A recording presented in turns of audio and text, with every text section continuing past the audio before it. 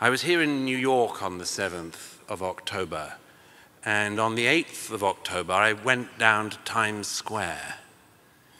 And there were these men and women waving signs celebrating the massacre of the previous day.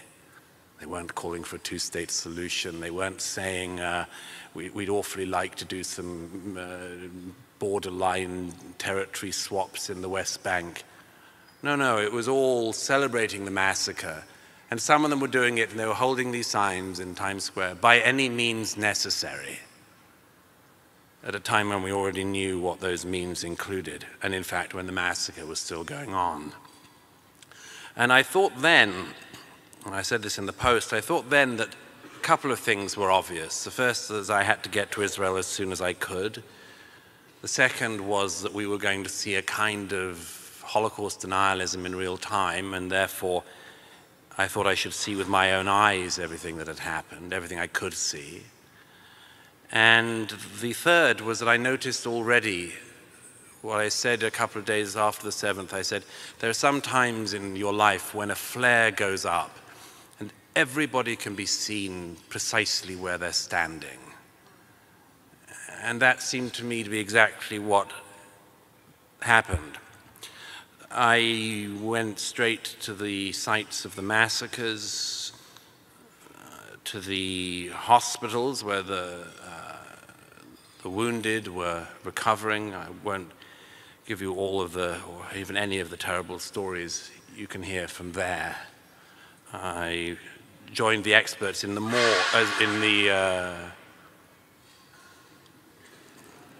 I joined the pathologists in the morgues of Tel Aviv as they were trying to identify the dead. An unbelievable task, which they do with extraordinary delicacy and religiosity, actually. I spent a lot of time with the families of the kidnapped and with the survivors of the Nova Party.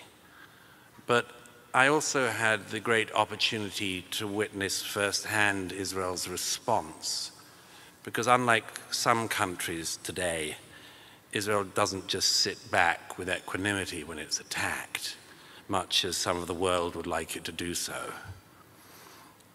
One of the fences that the terrorists broke into on the 7th, and I thought immediately as well after the 7th, people aren't going to realize the scale of this. This was a 4,000-person battalion-sized terrorist attack that aimed to go all the way up the center of the country.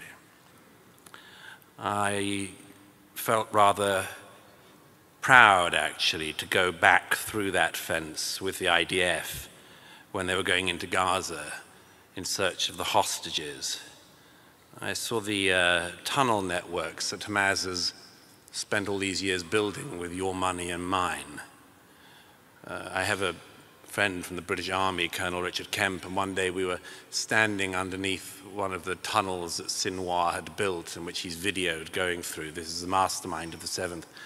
And I said to Richard, who like me is a fan of dark humor, I said, this is about the size and width of the London Underground.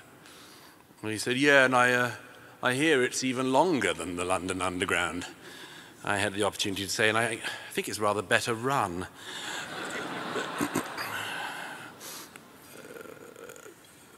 But it was, I suppose I can say, as much as any person could, that I saw it all.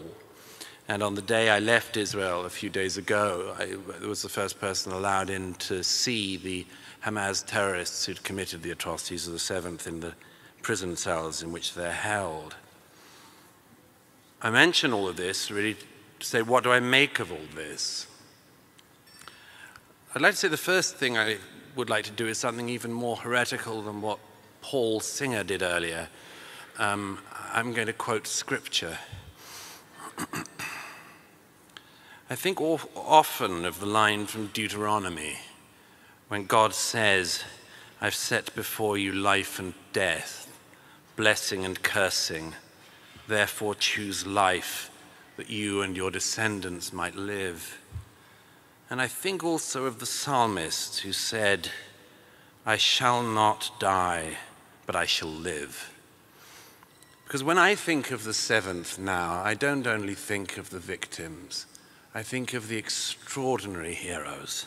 And I want to mention them to you above all. There's a young man who's a friend of mine in his 30s. On the morning of the 7th, he woke up in Jerusalem, realized the seriousness of what was going on, got into his car, drove south, collected some guns, left a farewell message to his children and his wife on his phone, got a call from his company commander on the road saying, "You have to come back to base in Jerusalem." And he said, "No, we're needed south now." And his battalion commander said, "Are you defying an order?" He said, "Yes, I'm defying an order. We're needed in the south." And he fought for the next 48 hours, and he survived.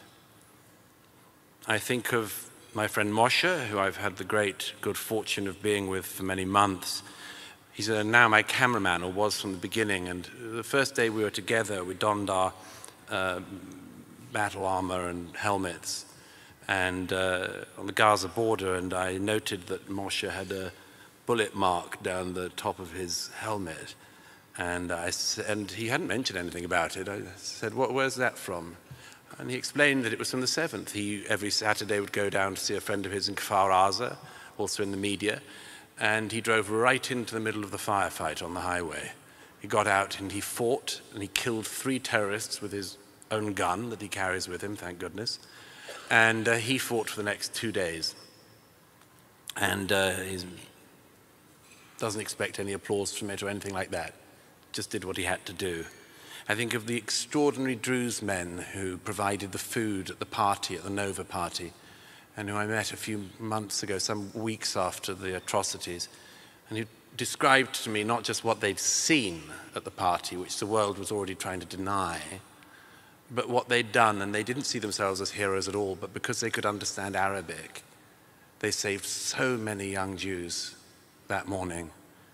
And when I said to them, "Why, among other things, did you do it?" They're proud Israelis, they're Druze. They said, "The Hamas hate us even more than they hate the Jews."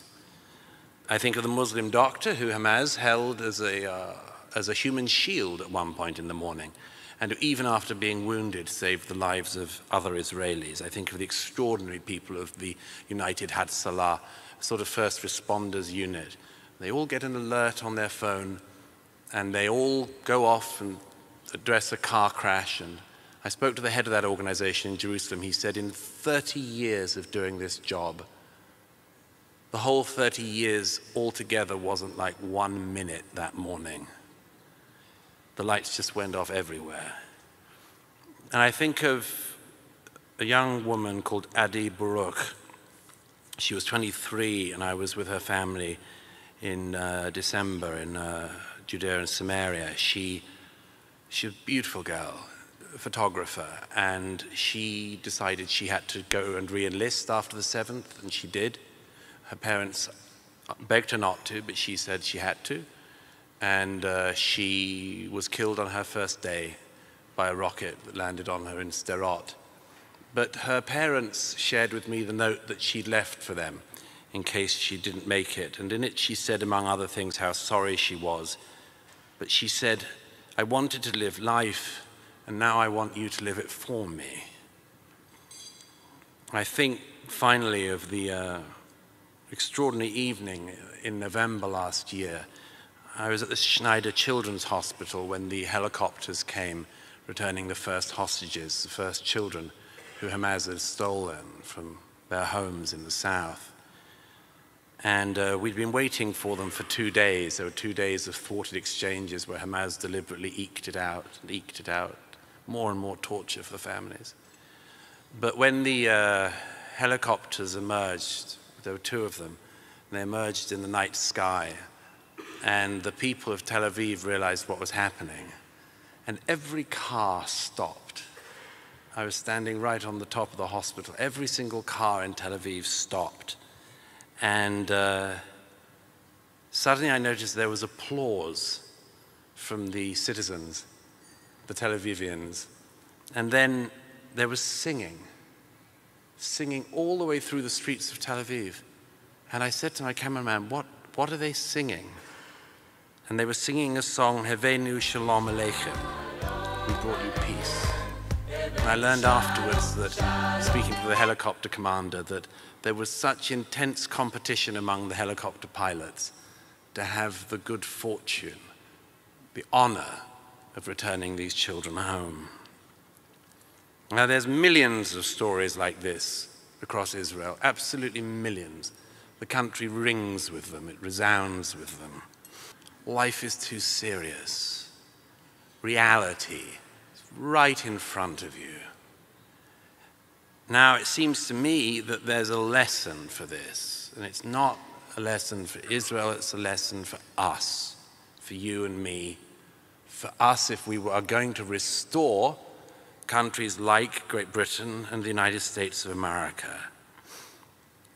You know, I spoke some months ago with an older guy in Tel Aviv who said to me, he'd fought in the 1967 and the 1973 wars, and he said, I owe the younger generation in Israel an apology.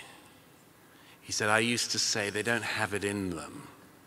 They've become, they like partying. They like being on Instagram and TikTok.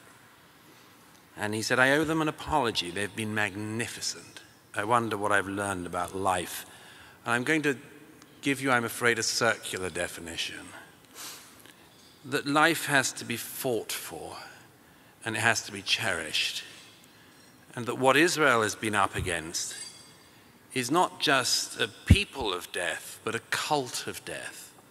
A cult which wishes to annihilate an entire race, and which, after dealing with that race, has made very clear what it wants to do with Christians, everyone in Britain, everyone in America, and everyone else next. They don't hide it at all. And we're merely stupid in not believing them. And I suppose for those people in America who don't believe them, I'd say, slumber on as long as you can. I wanted, therefore, just to say, I want to thank the Manhattan Institute and you for this deep honor, but I want to dedicate it to the people of Israel of all ages, who in the face of absolute death cults, in the face of people who most people in this country have no idea of, can't imagine what these people are capable of. I want to dedicate my acceptance of this award to the people of Israel who in the face of death choose life. Thank you.